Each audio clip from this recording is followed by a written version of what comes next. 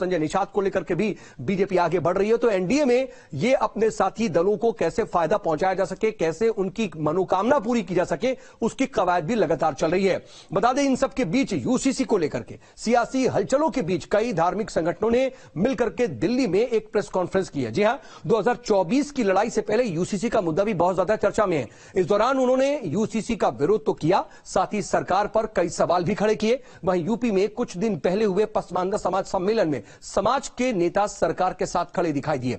इसके अलावा बीजेपी गुरुवार से पसमानदा स्नेह यात्रा भी शुरू करने वाली है।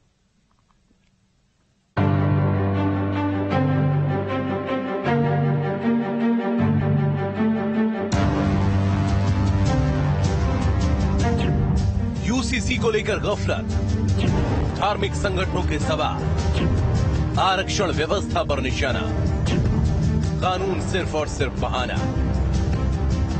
ये तस्वीरें दिल्ली की हैं। ये लोग यहां यूसीसी का विरोध करने जुटे थे। एक प्रेस कॉन्फ्रेंस भी की गई।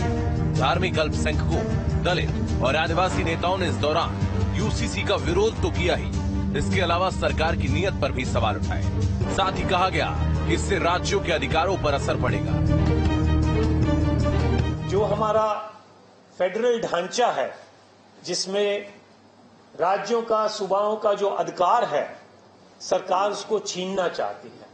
हर कदम पर उसको कभी लॉ एंड ऑर्डर के नाम पर और कभी इस तरीके के प्रावधान लाकर जो मसला कॉन्करेंट लिस्ट में है वो यूनियन लिस्ट में लाकर वो ये कदम उठाना चाहती है। सो ये एक फेडरल स्ट्रक्चर जो है संविधान का, उसके लिए भी खतरा है। इसके अलावा सरकार को धार्मिक और सांस्कृतिक दखलंदाजी न करने की हिदायत दी गई।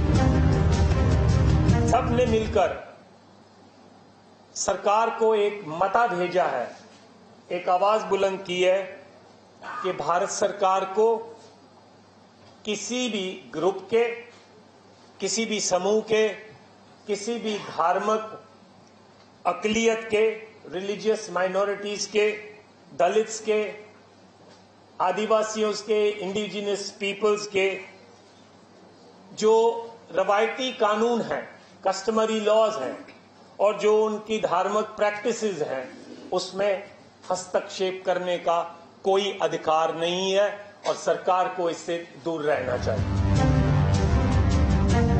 वहीं आरक्षण व्यवस्था को लेकर कहा गया कि सरकार आरक्षण खत्म करना चाहती है। यूनिफॉर्म सिविल कोड के बाद ये कहा जाएगा कि जब सारे लोग कॉन्स्टिट्यूशनली और कानूनन सभी समान घोषित किए गए हैं देश के कानून के तहत, तो फिर ये रिजर्वेशन की जरूरत क्या है। और ये मामला लिटिगेशन में सुप्रीम कोर्ट और कई जगह ये चला जाएगा। इसके आधार पर ये आशंकाएं SC ST OBC के लोगों के मन में है और ये आशंकाएं निर्मूल नहीं है, क्योंकि जिस तरह से बीजेपी का बैकिंग RSS करने वाले जो लोग हैं वो इसके विरोध में है। इसके अलावा प्रेस कॉन्फ्रेंस के जरिए कई मुद्दों पर सरकार को आड़े हाथ लिया गया। ये जो यूनिफॉर्म सिविल कोड है, जो साझा न्यायिक प्रणाली ये बनाना चाहते हैं, ये संविधान में जो मूल अधिकार हमें दिए गए हैं उसके खिलाफ है। जो धारा 371 शेड्यूल्ड एरिया, शेड्यूल्ड ट्राइब्स के जो प्रावधान हैं उसके भी टोटल खिलाफ है। जो कॉन्स्टिट्यूशनल गारंटीज दिए गए हैं उसके लिए थ्रेट है, खिलाफ ही नहीं है बल्कि एक खतरा है। जो हमारी धार्मिक और सभ्यचारक डाइवर्सिटी है, जो विभिन्नता है, उसके लिए भी ये बहुत बड़ा खतरा है। हमारी जो धार्मिक एक अलग होंद है उसके लिए भी खतरा है।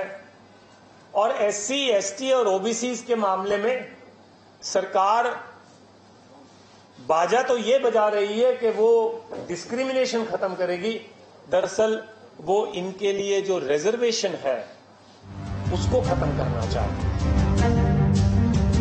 वहीं 23 जुलाई को यूपी में पसमानदा समाज का एक सम्मेलन आयोजित हुआ, जिसमें समाज के नेता यूसीसी के मुद्दे पर सरकार के साथ खड़े दिखे। इसके अलावा बीजेपी शुरू करेगी पसमानदा स्नेह यात्रा।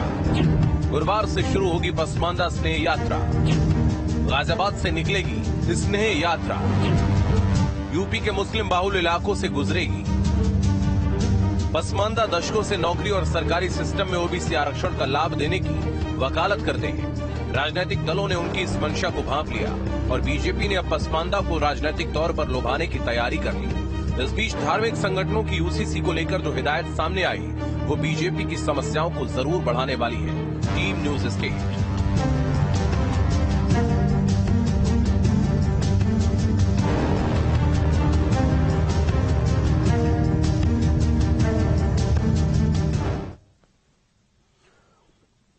और अब बात मणिपुर की, क्योंकि मणिपुर को लेकर के इस वक्त संसद के मॉनसून सत्र के दौरान दोनों सदनों में जोरदार हंगामा हो रहा है। विपक्षी दल इस पूरे मुद्दे पर संसद में लगातार नाराजगी जाहिर कर रहे हैं और पीएम मोदी का बयान और चर्चा की मांग कर रहे हैं, जबकि सत्ता पक्ष ने यह आरोप लगाया है कि हम चर्चा